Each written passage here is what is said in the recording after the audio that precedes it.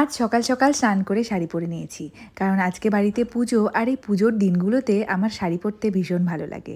এদিকে বোনও স্নান টান করে কিন্তু রেডি হয়ে গেছে, আর আজকে আমরা ননদ বৌদি মিলে এই পুজোটা করব। আর সেই দিনের দিনটি ছিল গণেশ চতুর্থী, হিন্দু ধর্মের একটি প্রধান উৎসব, যা গণেশ ঠাকুরের জন্ম উৎসব হিসেবে পালিত করা হয়।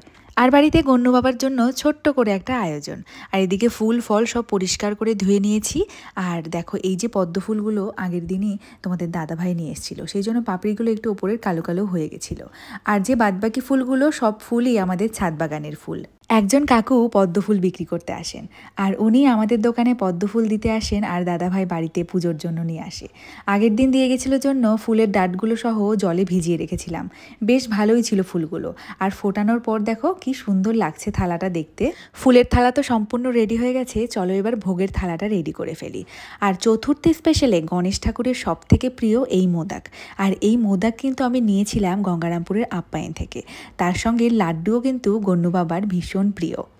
আর আজকের এই মোদক আর ভোগের সম্পূর্ণ মিষ্টি আমি কিনেছিলাম আপ্যায়ন মিষ্টির দোকান থেকে। আর আপ্যায়নের মিষ্টি তো সবসময়ই টেস্টফুল, সুন্দর। আর যে কোনো অনুষ্ঠানে যেই রকম মিষ্টি প্রয়োজন হয় সেগুলোও বানিয়ে থাকে, এটা ভীষণ ভালো লাগে। চলো এবার গণ্য বাবার অভিষেকটা করে ফেলি। একটা ঘটির মধ্যে পঞ্চামৃত বানিয়ে রেখেছিলাম, সেটা দিয়েই প্রথমে আমি অভিষেক করালাম, তারপর বোন অভিষেক করাচ্ছে এখন।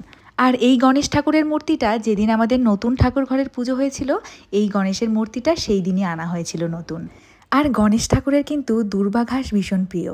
এখানে 21টা দূর্বা ঘাস একসঙ্গে করে গণেশ ঠাকুরের হাতে দিলাম। যেমন শিব ঠাকুরের বেলপাতা, কৃষ্ণের তুলসী পাতা, ঠিক সেই রকমই দূর্বা ঘাস গণেশ ঠাকুরের ভীষণ প্রিয়। আর এই দূর্বা ঘাসের পেছনেও কিন্তু কোনো এক সুন্দর কাহিনী রয়েছে, তবে এটা আমার ঠিক জানা নেই, তোমাদের কারোর জানা থাকলে আমাকে জানিও কিন্তু। তারপর অভিষেক করানোর পর গণপতি বাপ্পাকে সুন্দর করে তার আসনে বসিয়ে ফুল দিয়ে ফল দিয়ে তারপর সিঁদুরের টিকা পরিয়ে সুন্দর করে সাজালাম। তবে সব রকম পুজোর বিধিবিধান কিছুটা আলাদা হলেও অনেকটা একরকমই থাকে। তবে কিছুটা যেটা আলাদা সেটা আমি ফোন দেখে থেকে অনেকটা শিখেছি, কারণ অনেকে অনেক রকমভাবে পোস্ট করে, সেখান থেকেও কিন্তু অনেক কিছু শেখা যায়। তবে পুজোর দিন সবাই মিলে একসঙ্গে আরতি করেছিলাম ঠাকুরের। তারপর সেই দিনই আমার এই জিনিসটা এসছিল। এটা আমি মিশো থেকে অর্ডার করেছিলাম, একটা শর্ট ভিডিওর মাধ্যমে আমি তোমাদেরকে দেখিয়েছি। এটা একটা ধূপকাঠি হোল্ডার, ভীষণ কিন্তু প্রয়োজনীয়। এখন ব্যবহার করে বুঝতে পারছি জিনিসটা খুব ভালো।